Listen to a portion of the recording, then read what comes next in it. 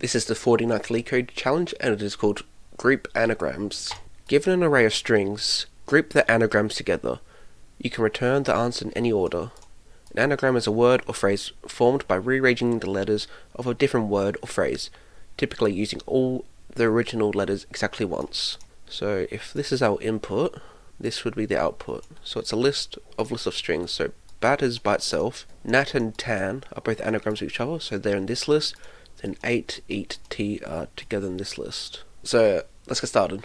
Okay, so for this one, I think the easiest way to do it is create a dictionary. This dictionary will contain, we'll use a dictionary key, which is the letters in the word, and we'll just sort it alphabetically.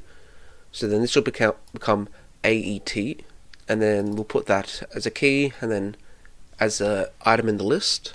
So the key is AET, but then the list will have eat, then T, that would sort to AET, and then we'll add that to the list. This will sort to ANT, I think. Then AT, ANT, ABT. So dictionary, string with list of strings, anagrams equals new. Oh, oops. Equals new this. We then do for each string, and strings. We then we need to sort each letter. So that'll be a character array, just like that. Then array dot sort cars. We then need to turn it back into string. Equals cars dot to string. No, it's new string cars. Then we need to add this to the dictionary. So if anagrams dot contains key sorted, if it doesn't, anagrams sorted equals new list.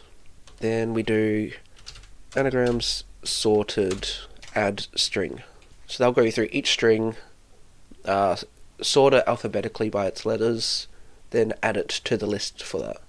Then we need to return it, so return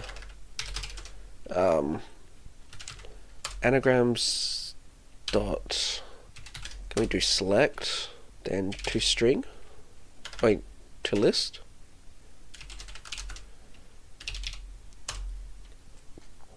Cannot convert, actually just noticed on this method, I list string, I think.